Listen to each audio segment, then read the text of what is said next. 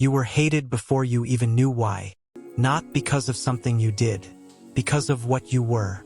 Half Chinese, half Japanese, fully unwanted. Your father disappeared when you were 4 years old. One trip to buy cigarettes, one door closing behind him, and then nothing. No letters, no calls, no explanation. Just an empty chair that stayed empty forever. Your mother worked at a laundry service in Osaka. Double shifts, sometimes triple shifts.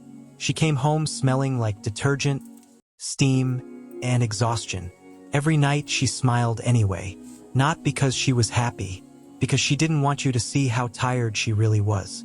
But kids notice everything, especially the things adults try to hide. School wasn't much better. The other children had a word for people like you, a word they used every day, a word that reminded you that your blood wasn't right, that you didn't belong. The teachers heard it. They ignored it. That hurt more than the insults, because insults come from children. Silence comes from adults, and silence tells you the world agrees. By the time you turned 10, you'd already learned a lesson most people never understand. Some people are born inside the circle. Others spend their entire lives trying to get in. You were one of the second kind. The problem is, people who desperately want to belong are easy to recruit, easy to manipulate, easy to own. You just didn't know it yet. At 15, it finally happened. The beating. 3 older boys.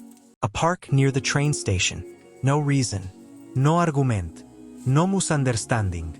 Just the wrong face in the wrong place. They punched you, kicked you. One of them brought a wooden stick, almost like he planned it. You curled up on the ground and waited, not for help. You'd stopped expecting help years ago. That's when you saw him, across the street, black suit, silver watch, cigarette hanging from his mouth. Watching, not intervening, not calling the police. People were afraid of you, and fear can be addictive. The money moved upward through the organization. Everyone took a cut. Nothing disappeared. Nothing was unaccounted for. The family tracked everything. Exact numbers. Exact expectations. Exact consequences. You learned another lesson. Criminal organizations survive because they're organized. Chaos doesn't build empires. Systems do. Then came the rainy night that changed your status forever. A meeting with a rival group. Supposed to be peaceful.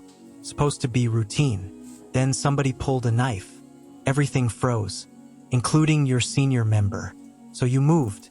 The blade entered your shoulder. Deep pain exploded through your body. But you didn't scream. You didn't run. You stood there. 43 stitches later, police questioned you in a hospital room.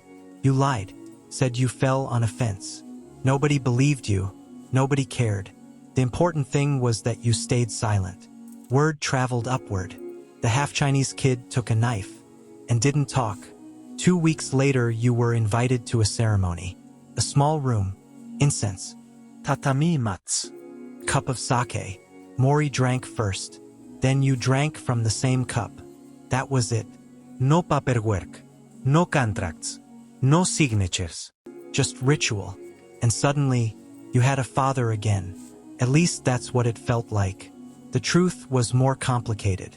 But emotions rarely care about truth. The tattoos came next. Traditional hand-poked ink. A tiger rising through waves. The process took 4 years. 4 years of needles. 4 years of pain. 4 years of commitment. Every session hurt. That was intentional. Pain proved loyalty. Pain made the decision permanent. By the time the tattoo was complete, so were you. There was no going back anymore. At 25, you ran your own crew. 6 men answered to you. Businesses paid on time. People stood when you entered rooms. You wore expensive suits, drove expensive cars, ate at expensive restaurants. The world suddenly treated you with respect. Or at least something that looked like respect. You even sent money to your mother, through fake companies, fake invoices, fake explanations. She thought you worked in entertainment. You let her believe it. Some lies are acts of kindness.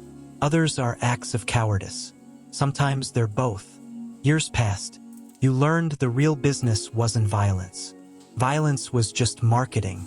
The real business was influence, relationships, information, leverage. You learned which politicians accepted bribes, which police officers could be trusted, which businessmen were vulnerable. The people with the most power rarely appeared dangerous. That's what made them dangerous. You built a life, an apartment overlooking the city, a woman who didn't ask questions, money, status, connections, everything you'd once wanted. And yet, you checked under your car every morning, sat facing exits, memorized escape routes, slept lightly, because power creates enemies, and enemies create paranoia. 27 bad luck arrived. A shipment got intercepted. Not your fault, but your responsibility. In the family, those were the same thing. The punishment was jubitsum, finger shortening. You knelt, placed your hand on a wooden board, raised the knife, and removed your pinky. The sound stayed with you longer than the pain. Debt paid, lesson learned. Move forward. That's how the organization worked. No appeals. No excuses. No second opinions. Just consequences. By 35 you looked legitimate. You owned businesses, met with lawyers, paid taxes, attended meetings. The criminal world had evolved. It no longer hid in shadows. It wore suits. And honestly, that made it harder to recognize. By 45 you controlled an entire district. Politicians answered your calls. Police captains met you privately. People called you successful. Sometimes you believed them. You funded community projects, scholarships, local programs, neighborhood improvements. You told yourself you were giving back. But deep down you knew the truth. You weren't helping people. You were helping yourself sleep. Then Mori got sick. Cancer. Slow and merciless. The man who found you bleeding in a park shrank month after month. The powerful always look permanent until they aren't. That's another lesson nobody teaches. Everything ends. Even empires. Especially empires.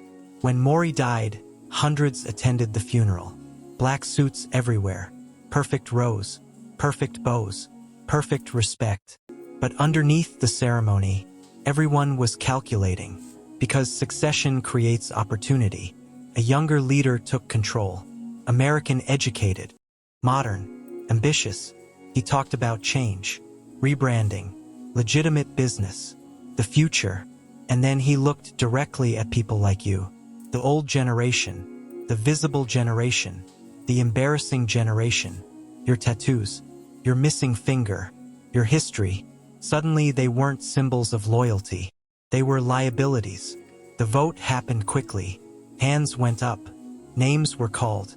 And just like that, 30 years disappeared. Expelled. Removed. Erased. You walked out with nothing. No territory. No authority. No family. Just memories. At 52 you lived alone. Small apartment. Convenience store dinners. Long silent evenings. The same world that once feared you barely noticed you existed. Your mother died 3 years later. You attended the funeral in disguise. Stood in the back. Said nothing. Left early. That was the last connection to your old life. The final thread cut. Then last week, you saw him. A kid. Maybe 15. Mixed blood. Bruise under his eye. Trying to disappear while walking home. And instantly you recognized him. Because he was you. Then you looked across the street. And there it was. A black sedan. A man in a suit.